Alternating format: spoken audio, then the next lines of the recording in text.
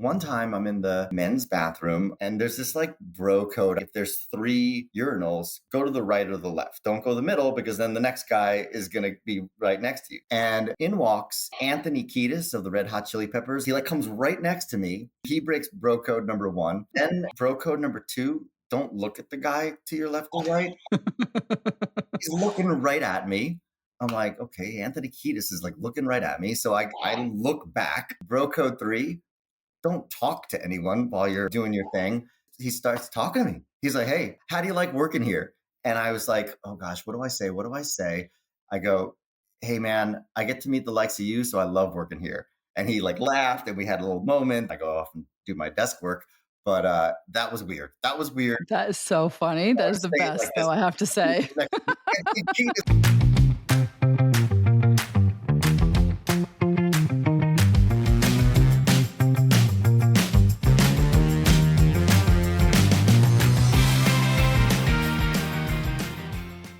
Hi, everyone. Welcome to Workplace Weirdness, the non-HR HR podcast where we dive into the strangest office situations and most awkward workplace dramas. I'm your host, Maya Kadar Kovalsky, and I'm a former chief culture officer and the head of people. And I've seen and heard it all, so truly no judgments. This is a safe space to get real and explore the cringy, confusing, or chaotic side of office life. So grab your coffee, kick back in your swivel chair, and listen up. We have an illuminating show for you today. There are questions from a financial analyst with career change dreams, an operational associate whose CEO has other ideas for them, and an employee who receives an unpleasant surprise, an ex in the office. But before we get into that, I'm excited to welcome Neil Sharma to the podcast today. As the co-founder and chief commercial officer of SolarKal, Neil brings over 25 years of experience spanning finance, strategy, sales, and international development. Neil joined SolarKal after successfully earning his stripes in leadership roles at Viacom, Paramount, MTV Networks. Prior to his media career, Neil worked at Bank of America and in private equity in the entertainment, media, and telecom sectors. Neil, it's a pleasure to have you here today. And wow, you've built a varied career following all your interests. Yeah, it's varied. Your bio made me wonder, how did you navigate career changes so seamlessly, specifically from banking to MTV? Seems like a significant leap. I get the question a lot, and I'm actually a mentor to university students at my alma mater, Duke, and I'm always talking about making career changes. Just to spell it out, I was pre-med at Duke, then I was a banker at Bank of America, and then at a private equity fund. Then I was in media, music, television. Everyone knows MTV, and then I switched over to clean tech, climate tech, renewable energy, solar, whichever category you want to pin on that. And they seem like 4 very disparate areas, and they are. So the quick notes are, once I decided not to become a doctor like my dad, out of college, you can decide any direction you want. So I landed Bank of America. I got lucky. I got put into the entertainment media group at Bank of America. We were lending huge sums of money, like millions, if not billions of dollars, to companies like News Corp, which owns Fox, Time Warner, which owns CNN and HBO, Viacom, which at the time owned MTV and Nickelodeon, music labels, book publishers, everything within the umbrella of media. And so I already had the half step. And I always talk about half stepping into a career change. I had entertainment media. I was familiar with the companies. I was lending to them. So then when I decided to switch from being a banker and a private equity executive into straight media, I already had it on the resume. So it's not as much of a marked career change or a large chasm or leap as it looks like on paper. So that was the banking to media. The media to clean tech, climate tech, solar, that one was a little trickier because there's no solar on my resume. Prior to being now co-founder and chief commercial officer of a leading solar company, it's bananas just to talk about it out loud. I didn't have solar on the resume, but I had everything else. I remember very distinctly in the first few conversations with the founder and co-founder of SolarKal, a super bright entrepreneurial Israeli guy, Yaniv Kalish. I was at the time in London working in the music industry and wanting to make a change. And when I applied for like a part-time role at SolarKal, and again, this was like part-time, it was like posted on the Columbia Business School website. Hmm. Um, I explained, I was like, hey, I don't have any solar experience, but I have everything else. I've got sales, marketing, business development, strategy, launched things in both domestically and internationally, fundraised in pre and post Series A. So just all the kind of checklist or check boxes, but I just don't know your industry, Yaniv. And he was like, look, it was so early in the game at that point that the company was less than a year old. We hadn't had any funding or clients or revenue. He said, you can learn the solar, but I appreciate that you have all this other experience. Jump on in as co-founder. In hindsight, it was so naive. It was like jumping into a pool blindfolded with your hands tied behind your back, and learn the solar along the way. And I did. And solar. Well, good for you for taking that leap. I mean, I think that's the big deal. I know that you're working in solar now, but I can't help but wonder about those MTV days. There must have been some interesting stories going around, working in an office like that. Yeah, I was right at So the Times Square headquarters where like, Total Request Live was, and that's bands so played. cool. It was a lot of fun. I always make a joke when I'm out talking to people personally. I had more fun in my 30s than you're supposed to have. It was like working but having fun. That was part of the calculus. When I was a banker, I was like, well, I mean, it was my 20s when I was a banker. I was like, I guess I was on the slightly mature side. I was like, I want to have as much fun as I can while working. And that's part of why I went into music and MTV. That's amazing. So the culture shift though, I mean, we talk now about you actually making career changes, but what was like the culture change, I guess, coming from a place that's It, predominantly more like stuffy and maybe more mature to a place that maybe is a little bit less structured? it it couldn't be more extreme. Think about it. I'm at a Fortune 500 biggest bank in the country, Bank of America. I was wearing a suit and tie every day. Everything was protocol, and it was an earlier era, so it was very stiff. The two managers I had at the time, I'm going to tell a story about them at some point, but they were great. It wasn't like stuffy in a bad way. It was a bank. There's no Mhm. music videos or TVs blaring in every office. And then I moved to MTV, and there's rock stars in the hallway, a TV in every office, concerts happening. We would have bands just come play in the corner of the floor. It was wild, and I there's a whole separate episode on the annual holiday party of MTV and how wild. That's by the way, we've said that in the past. We had a show that was closer to when we were actually in the holiday season, and somebody else said, "Yep, we need to do a whole show just on the holiday party." Yeah, I completely agree with you, and that's it would be that's in it would every be job R anyway. rated. Yeah, I can imagine. So that being said, you had such a sort of wild, 30s, I guess. But so then coming into solar and into this current job, like what are you finding satisfying about being in this job now? So that I get that question a lot again in just out in personal conversations. Like, you were at MTV for 10 years, and now you've been at SolarKal in the solar industry for 10 years. Like, is it a whole lot less fun? I think by the traditional definition of fun or glamorous, sure, those MTV days were fun and glamorous. I was getting flown around the world, launching concerts. It was my job to, at various points, create events or be at events. I was at the Video Music Awards and Europe Music Awards and African Music Awards, and I stopped counting how many countries I went to in five-star hotels on MTV's expense account. Um, but to bring it to today, the work that we're doing at SolarKal, we're in short, we're accelerating the adoption of solar for big commercial buildings.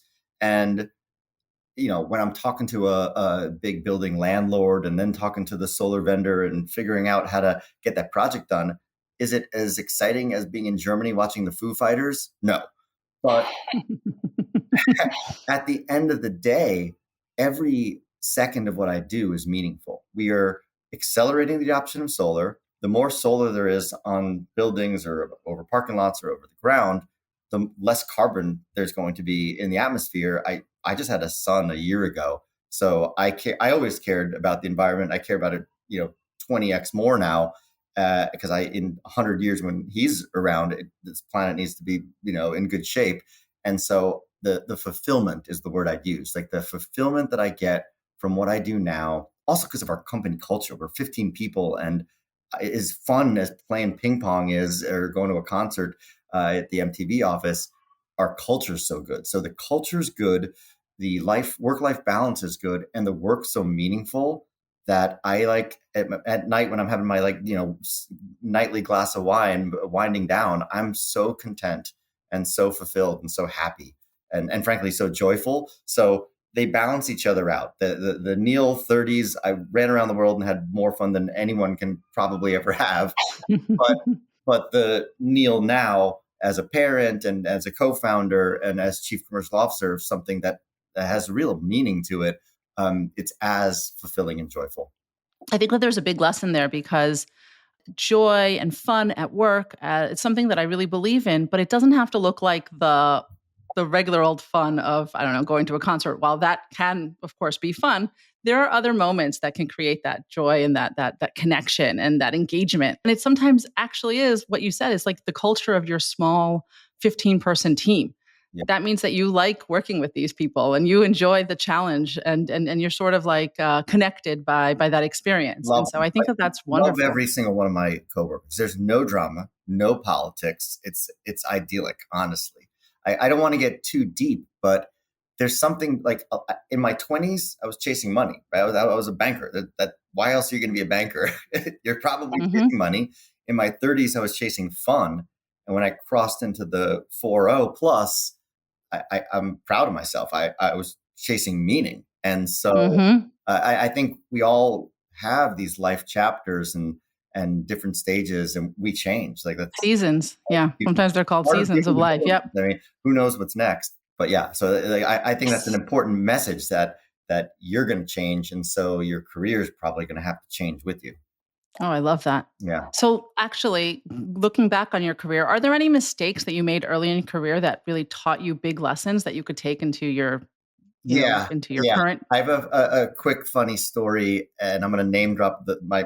So when I first showed up to Bank of America, and I'm coming from Duke, and I'm a fraternity guy, and I loved music way back then. I remember organizing the Dave Matthews Band to come to Duke, but so I came in with all the hubris, all the machismo, all the step in my stride into Bank of America. I had two amazing managers. I'm blessed every step of the way. I'm going to name drop various people. I've already name dropped my founder and CEO, Yaniv Kalish. I step into Bank of America. I've got a VP, Carl Salas, above me, and then I have a managing director above him, Matt Flynn.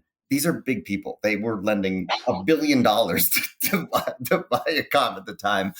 And I come in with my fresh face and a new tie. And like within 2 weeks of me starting, there's going to be some sort of like company-wide tennis tournament. And so I walk in, and I had been on like varsity tennis in my high school, and I like just point to the managing director. I just met the guy like 10 days prior. I'm like, so Matt, you're going to lose this tennis tournament because I'm going to beat you. And he laughed it off at the time. And then like the next day, the VP, Carl Salas, he pulls me into an office, and he's super polite. These are the best managers. They could have been pissed off. He just pulled me aside. He said, listen, I know you're coming from the university environment, but you're now in the corporate environment, and you're also at the Bank of America environment. You can't do that. you can't speak to your 2 levels up managing director like that. Even if you would beat him in tennis, don't have so much hubris and bravado about it. Like tone it down just a little bit. We love your work product. We love your energy, but just like remember the environment you're in. And we still laugh. I went to dinner with these guys like a year ago, and we were still laughing about this story. The headline or the message is like, you're going to be changing environments. I went from a university environment to a bank environment, and then later I go to MTV, and then later I go to a startup. You have to adjust to the temperature of your environment, and that was the lessons. And then I was always attuned to it. I never was too high or too low. You kind of morph into the vibe of the people in the organization that you're around, and I've learned to chameleon like that. And I think, on some level, you came in with so much excitement and that was wonderful. But there is something to be said for observing, Yeah. being in the place and sort of taking it in for a second and then acting. And being humble, right? Like Right. that was another lesson. It's like there's plenty other people who were varsity tennis or top of their class, and you don't need to like megaphone it all the time. Very good. Very good. Okay. Yeah. Great stuff. So let me ask you the question that I ask all of our guests, Yeah. which is what was your weirdest workplace moment? Okay. Well, with 9 years at MTV, there's a lot of fun ones, and I get that asked that a lot. And then there definitely are weird ones. I'll tell you one that I think is the perfect mix of fun and weird. Okay. Um, I remember the floor I was on. I was on the 29th floor at 1515 Broadway, which is the main MTV headquarters globally. Right. Like that's the one that we would see TRL from Yes, the yes, outside yes. of. Like, Mhm. right in Times Square, the crowds outside. At least there used to be. Um, so I'm on the 29th floor, and the floor that this very not exciting strategy group at the time, we shared it with MTV Radio, and MTV Radio would interview artist after artist. So there's literally rock stars in the elevators and the hallways all the time. And one time I'm in the men's bathroom of the 29th floor, as I would do 3 times a day, and I'm at the urinal, and there's this like bro code. I don't know where it's written down, but like if there's 3 urinals, go to the right or the left. Don't go to the middle because then the next guy is gonna be right next to you. So I do the bro code. I go all the way right. In walks, and I can see this in like peripheral vision. Anthony Kiedis of the Red Hot Chili Peppers. There's still Oh yeah, I know him. there are people that album since like the 90s, and they're still relevant. They're an amazing band. And Agreed. so Anthony Kiedis walks in. He's not a big guy. He has like hair down to his knees, and I'm not a big guy, but he's like shorter than I am. And remember, there's three urinals. I'm on the right side as I'm supposed to be. He goes to the middle. He doesn't go to the left. He like comes right next to me.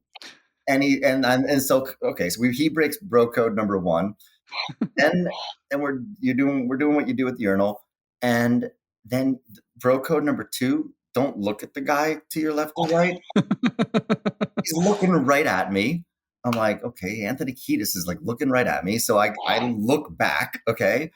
Bro code three, don't talk to anyone while you're doing your thing. He starts talking to me. He's like, hey, so how do you like working here? And I was like, oh gosh, what do I say? What do I say?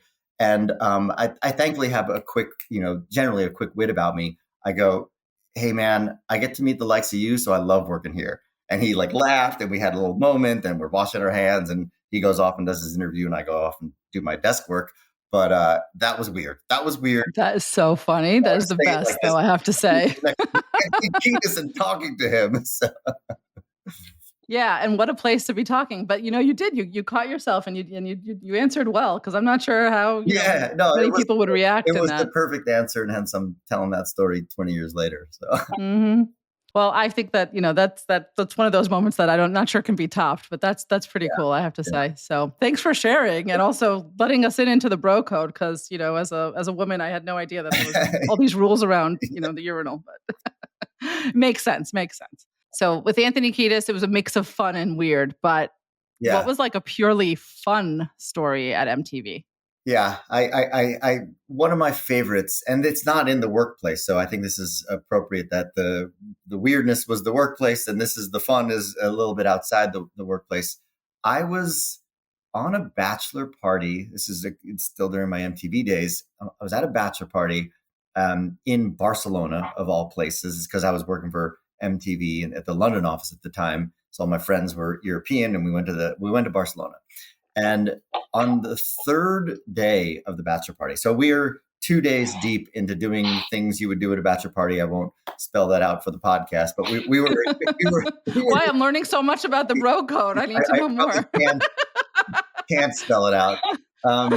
So it was night three. We were going to have the like wind down, chilled out, maybe play poker amongst 10 guys type of night.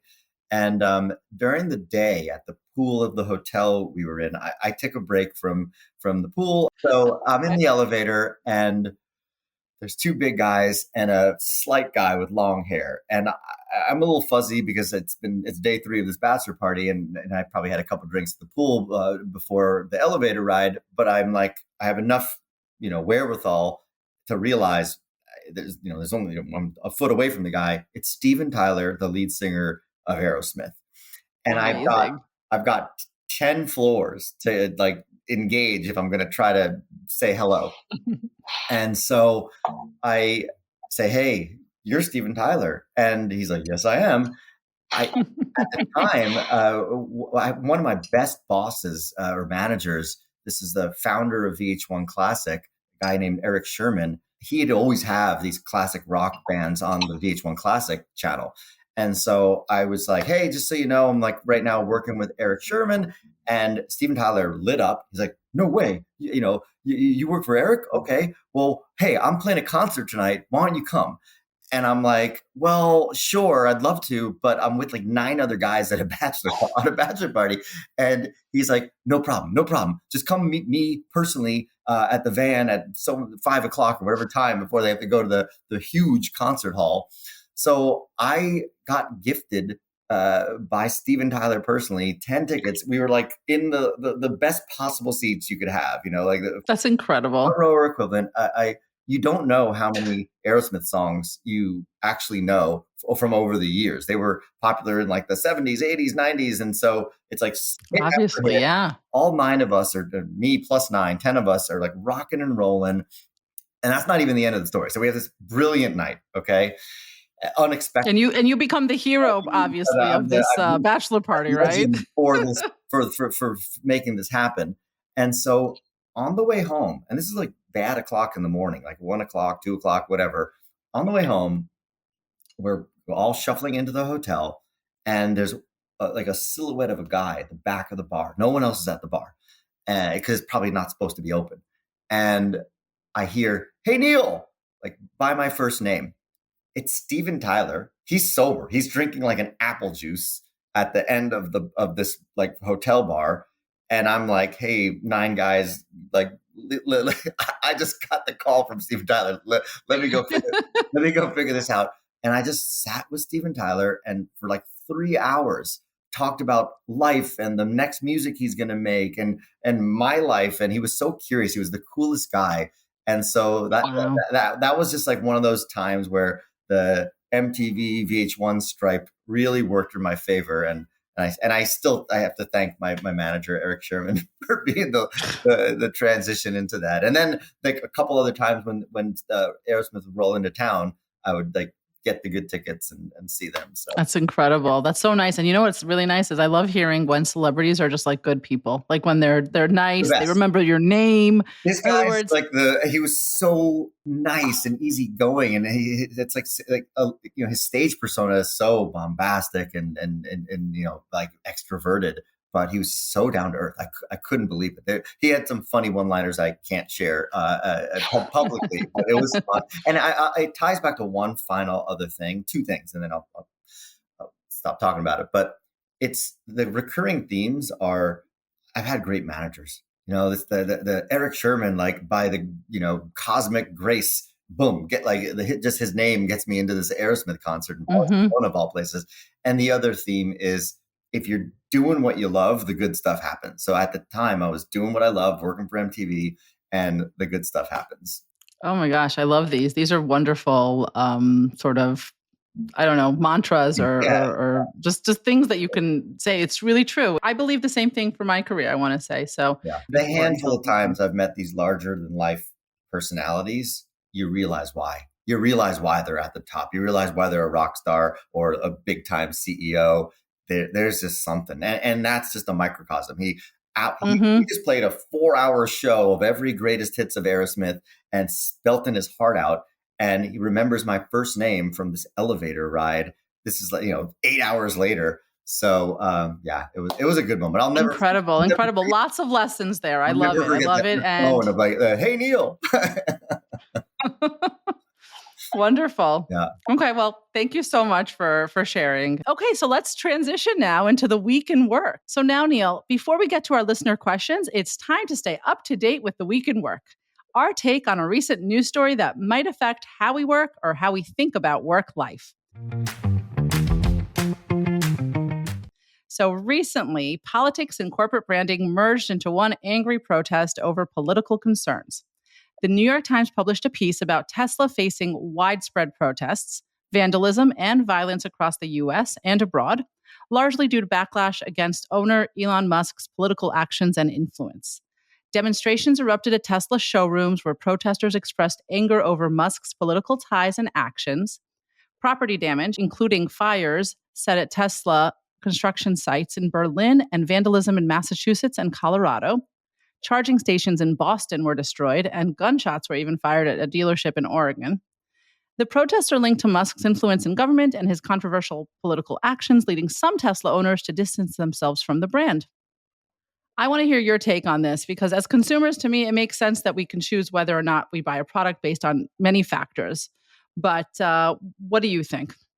Okay. Yeah. It's a hot topic. And I'll give a few thoughts, but I'll give a preface first. A preface is that I try to be measured and balanced and have empathy when I'm thinking about any individual, especially a CEO or leader. On a much, much smaller scale, I'm in that category and I have to make decisions and they go this way or that way. And whatever decision you make, someone's not going to like it. And so I have to look at things in that kind of through that lens. So Elon Musk, again, hot topic. But again, I'm going to be balanced about it. He's the godfather of solar. It's hard for me not to like the guy to some degree. The company was Solar City. It's now subsumed or bought or part of Tesla. But residential solar owes Elon Musk a big thanks. And as residential solar adopted, along came commercial and utility scale. And so, for someone who really pushed that industry and the electronic vehicle industry, I can't hate the guy. Okay. Mm-hmm. Regarding the recent protests, I just flat out don't agree with the destruction of property or vandalism. I don't think that's the way to go. I'm half Indian. And so I'm in the Mahatma Gandhi camp of like peaceful protest and, so take that piece out of the equation. I also just don't think that he's one guy. There's like 9,000 other employees or whatever the number is at Tesla going about their day and trying to make a living and making pretty darn good cars. I've got a sister-in-law and a brother-in-law and various family members who all own Teslas and they're not pumping gasoline into the atmosphere. And so, CO2. This is my personal stance on it. I don't want to hold an entire company responsible for one man's actions, regardless, whether you agree with 0% of what he does, 100% of what he does, or 50% of what he does. I don't think that the company per se should be demonized because the guy's politics. I completely agree with you on that. Like, first of all, I feel like it's been, I'm not sure if it's appropriate or not to conflate business owners and any given product in this way, but because on one hand, there are teams of people who have created a product, and there's often a reason why consumers buy and enjoy that product that has nothing to do with the inventor or creator. It seems like kind of an overreaction in my mind to cancel that specific thing. On the other hand, I know that executives are public representatives of a company, so their words and actions can hurt the business, and possibly by extension the employees. But I also think that when you're taking it out violently on the brand and within the workplaces of these employees, you're actually they're then forced to bear the brunt of the consumer's anger at an owner. I mean, there's also another little thing that since this article came out, I also read that even owners of Tesla are sometimes now being demonized. And I really think that that's just not fair because, like you said, you might just like the car. You might just like driving it. You might just also want to be environmentally responsible. And that doesn't necessarily mean that you have to align with every single political tenant out there of this specific person. Uh, And I really appreciate what you're saying about the fact that this is a large company with big teams. It's not just one person who makes all the that's right. decisions. And I'll tell you what you So can do, what is appropriate. If you want to sell your Tesla, go for it. If you want to never buy another Tesla, go for it. If you want to sell your Tesla stock, go for it. And if you never want to buy Tesla stock, go for it. Those are all normal human behavior reactions to what you might agree or right, disagree with. but what a consumer can do to sort of Yeah. wield their consumer power, Yes. Right. essentially, right? Right. I agree. Well, I mean, I'm happy to get your take on it. I do think that this political division culture that we're sort of living through right now just doesn't make work life easy in many different regards, but specifically in this way, I always come back to the employees and like what their experience is, and when they signed up to work at this company, I don't think that they knew that they would be putting themselves in jeopardy one day down the line. So I just want to you know, I guess it's a bit of a plea for from me to say, guys, wake up and like let's not get to these extremes. Let's try to be more. I Extremes are what I have issue with. It's in the category of vandalizing artwork in the name of climate change. I'm a believer in climate change. I'm in an industry and a company that's fighting climate change. I don't know if I want to, spray paint on artwork, to make that point. Thanks, Neil, because I think that your tempered approach is actually quite helpful, and it's kind of counterproductive to add violence to an offense. So if you don't like it, just don't buy the product. That's what I would Right. say. Yeah. But now, Neil, it's time to take a quick break. When we come back, we have a question from a financial analyst who has dreams of leaving banking behind. However, it would be at a high cost. Intriguing. See you after the break.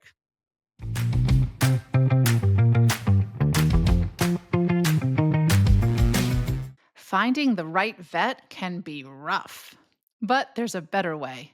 Meet Vetted, the new era of veterinary care.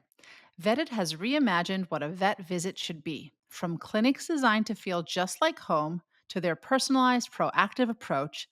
Vetted's care team catches small issues early, preventing bigger problems down the road. And the convenience, unbeatable. Located within pet boarding centers, they make vet care easy and stress free for pets and their humans.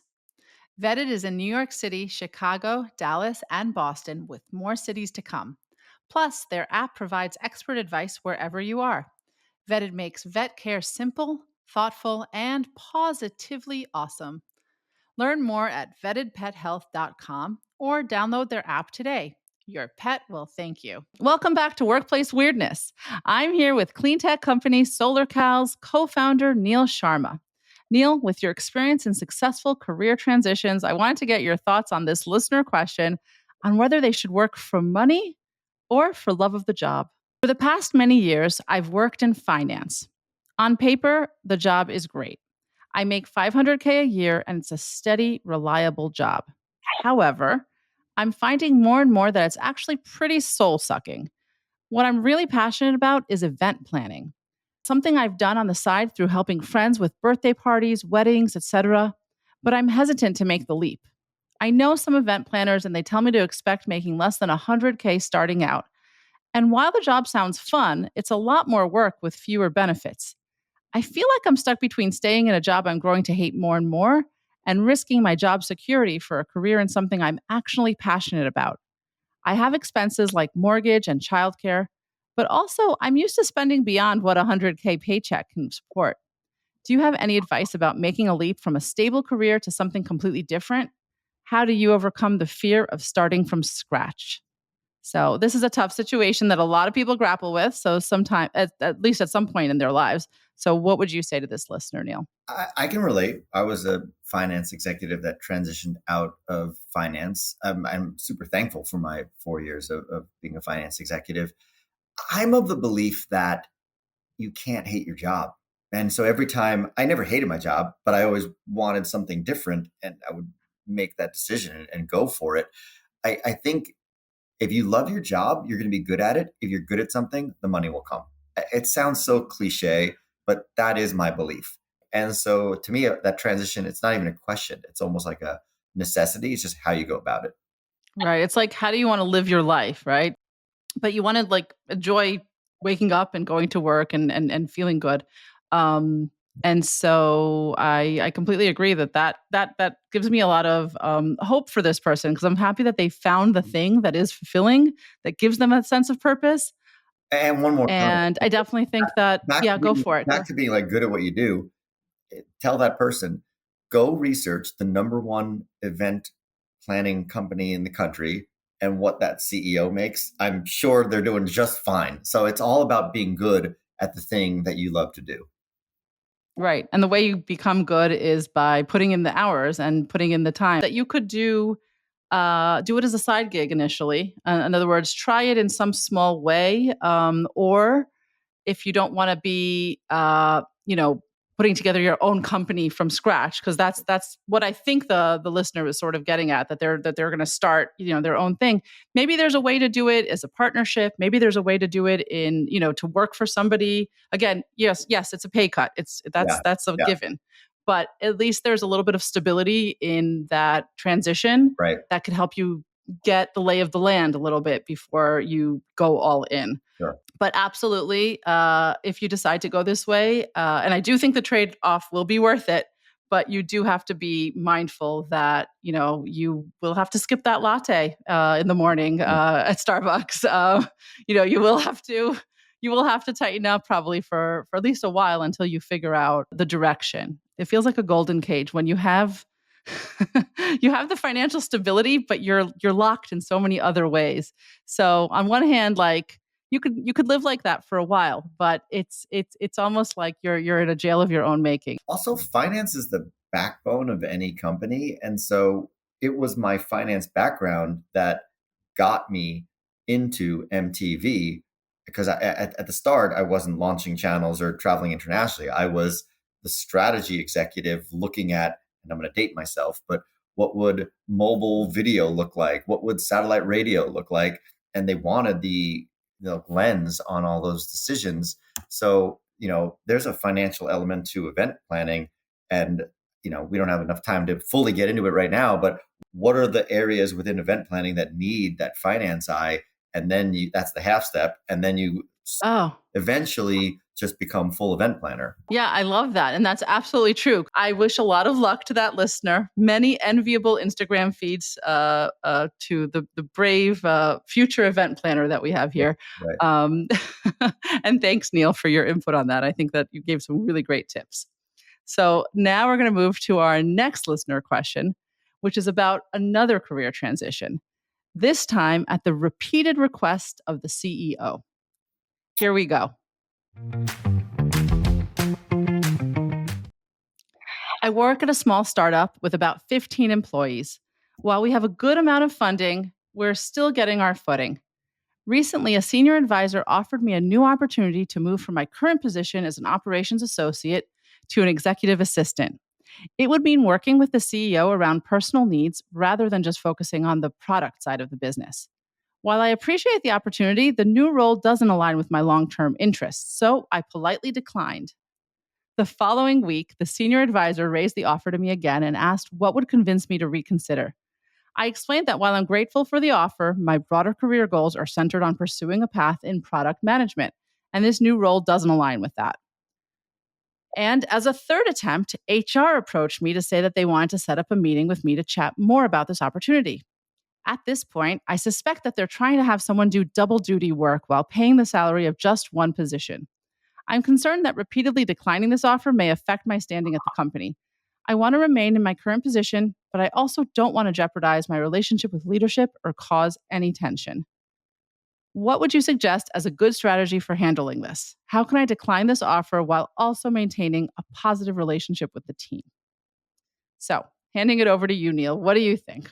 Well, I don't want to be too opinionated here, but I don't think this listener should decline. I think a general rule of thumb is if you can report to the CEO, do it. Whether you're a 15-person company or a 15,000-person company, then you have direct access to the number one decision maker of the company. So while that job, and it needs to be defined what the increased economics would be, or what the or overall economics, and the roles and responsibilities and the percentage of time doing admin versus other special projects. But typically, if you're a really bright executive and you're reporting directly to the CEO, you won't be just making copies. You'll be working on special strategic projects. And so this listener can have his or her cake and eat it too. They can fulfill with their operational project management like role and grow their skill set there, but they can also have access to the numero uno and probably gain projects that are in the realm of and the category of what he or she wants to do. So I think it could be a double benefit. You do have to navigate the economics and the job description, but I feel like when those things get handed to you, like, hey, report to a CEO, you ought to take it. I initially had the same reaction. I think that the benefit of the CEO seeing your face every day, even, and becoming a trusted face and getting to know the inner workings of the office is invaluable. And the fact that they're approaching this person so many times, it's probably because they think that they're a capable Yeah, person. they value him. Yeah. But what got me is when he or she said that they suspect double billing. So that's where I just want the person to be much more sensitive to it, because I'm a person who, at least earlier in my career, was not great with my boundary setting. Like, of course, I would go and work for the CEO because I want to be in everywhere I want to be everywhere in every room all the time. But not everybody's like that.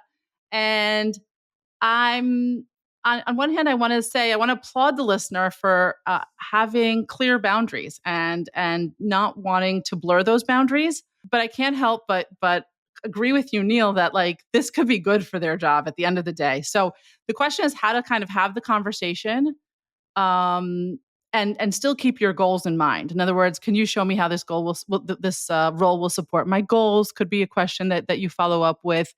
Of course, you said it a few times. The economics have to make sense. You can request, and you should be requesting a higher salary for doing more work. And so that also, by the way, could go both ways. If they're not willing to pay the amount that you need, then trust me, they'll back off. That might be a strategy, by the way. Yeah. But if not, I definitely think that there's a way to sort of get your cake and eat it too here. I completely agree that this is an interesting opportunity. So yeah, do you have anything to add? Yeah, last thing, she's got the leverage, or he or she. Um, Hmm. like they've asked her 3 times. They want her, right? She's in demand. So use that. Use that to either gain economics, gain the role description or job description that you want. If you can have that while reporting to the CEO, and I have a sneaky suspicion, knowing nothing about the company or the CEO, that there's a way to navigate this to her advantage. And to your point, Maya, if they really aren't going to, carve out the position and the economics that she wants, then because she's asked, she has then the kind of cover to stay in the lane she's in. Well put. Well, thank you, Neil. Let's hope this listener can use our tips to either shut down this unwelcome pressure or negotiate a healthy salary increase. Yeah. Now we move from one awkward work meeting to another. Every week, we cover one question addressing the kind of cringeworthy office event that can make you Google the phrase sabbatical in the sunshine. This week's cringeworthy question involves a former online dating partner who surprisingly turns up at work. So here we go. Hello, Workplace Weirdness. I matched with someone on Hinge and we went out on a few dates. It didn't end well. And when we broke it off, he said several surprisingly rude personal things about me. Ouch. But a few weeks passed. This Monday, I went to work. And during the company town hall, our new marketing manager was introduced. Yep, it was rude breakup guy. We won't be working together, but we will be running into each other constantly in the kitchen, at meetings, and at company events. What do I say and do here? Thanks. Miss Bad Breakup. Okay, that's to me the only qualification I have to attempt to answer this one. I met my fiance on Bumble, which is like the equivalent of a Hinge, so a Hmm. dating app. Um, Beyond that, this is out of my typical comfort zone. But here goes. I think that the listener should wait to versus an organic moment, an organic corporate moment. You're in the same meeting room, on the same floor. Nothing forced, not like a proactive knock on the door of the other individual, and just say, hey, we had this personal interaction, but now we're in a professional environment. Let's let bygones be bygones, start over, and stay in our professional lanes. Well, yeah, I had the same thing. First of all, did he not know where she worked? I don't understand that part. I mean, did they never talk about that on their Right. dates? I don't get Yeah. that. Like he could have given her a heads up Sounds like the date if went he knew. bad, so maybe it never Yeah. got that far. Yeah. Yeah, maybe they never got that far. But essentially my advice is be an adult about it. You're not holding his words against him in the company space. Just like be generous and benevolent if you can do that, and sort of forget about the fact that he was one way outside of work, and sort of just be cordial in the workspace. I think that's the best way to be. You don't want to ignore him. Like you can give him a casual nod when you cross paths, but you don't need to like be his best friend at all. You don't have to over compensate for your sort of past history with each other. And also, the biggest thing I think is keep your cool. Don't let him make you nervous in any way. Anyway, so thank you. I actually think that you were very knowledgeable on the subject. So don't downplay your knowledge on these things. Well, from career changes to office dating surprises, it's clear that sometimes we all need a little extra energy just to get through the workday. That's our show today. I want to thank you, Neil, for sharing your leadership skills and expertise with us today. It's been truly energizing. We'll be back soon with more workplace weirdness. If you've enjoyed our dive into the strange and funny side of office life, don't forget to subscribe. And if you've got some weirdness in the workplace, drop us an email at info@workplace-weirdness.com or leave us a voice message at speakpipe.com/workplace weirdness. We might feature your question in an upcoming episode. Until next time, this is Maya Kadar Kovalsky reminding you to embrace the quirks and make the most out of the office chaos. In the meantime, keep working, and whenever possible, stay weird. Today's show was produced by me, Maya Kadar Kovalsky, and Felicia Wang, and written by Dana Burnell. Thanks to Billy Salibi and the rest of the team at Podify who helped engineer this episode. Thanks also to Neil Sharma for joining us on today's episode. And thanks to you for listening to Workplace Weirdness. Make sure you're subscribed to the show on Apple Podcasts, Spotify, or wherever you listen to podcasts. We'll be back next week for another breakdown of all things weird from a workplace near you.